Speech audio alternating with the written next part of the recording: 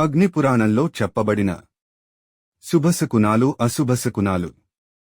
యాత్రకు బయలుదేరేవారికి లేదా ఏదైనా పనిమీద పొరుగురికి ప్రయాణమయ్యేవారికి తెల్లటి వస్త్రాలు, మంచినీళ్లు, ఫలాలతో నిండిన వృక్షం, నిర్మలమైన ఆకాశం, పొలంలో పెరిగిన సస్యం, నల్లధాన్యం కనబడటం అశుభ సూచకాలు.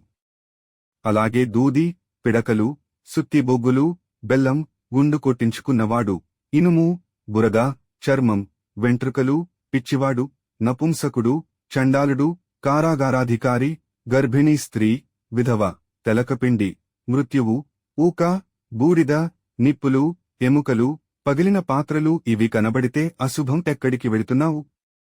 ఆగు, వెళ్లకు. అక్కడికి వెళితే నీకేం లాభం? ఇలాంటి మాటలు ఎవరైనా అంటే అది అశుభ సూచకంగా గ్రహించాలి. ఇలాంటి అపశకునాలు కనిపించినప్పుడు సకల శుభకారకుడైన శ్రీహరిని ప్రార్థించాలి.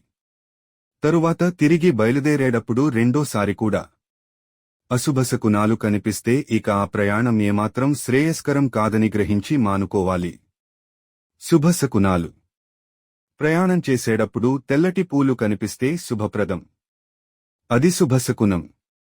నీటితో నిండిన కుండ కనిపిస్తే లేదా ఎదురొస్తే చాలా మంచిది. మాంసం, చేపలు, దూరంగా కోలాహలం, ఒంటరి వృద్ధుడు, మేకలు, ఆవులు, గుర్రాలు, ఏనుగులు, దేవతాప్రతిమలు, మండుతున్న అగ్ని, గరిక, ఆవుపేడ, వేశ్య, బంగారం, వెండి, రత్నాలు, వస, ఆవాలు, పెసలు శుభశకునాలు. ఆయుధాలతో ఖడ్గం, ఛత్రం, బల్లె రాజచిహ్నాలు, ఏడ్చేవారులేని శవం, ఫలాలు, నెయ్యి, పెరుగుపాలు, అక్షతలు, అద్దం, తేనె, శంఖం, చెరకు, మంచి మాటలు, భక్తుల గానాలు, వాద్యాలు, మేఘాల గర్జనం, మెరుపులు మెరవటం, మనసు చాలా సంతోషంగా ఉండటమిలాంటివన్నీ అన్ని పనులకీ శుభశకునాలు.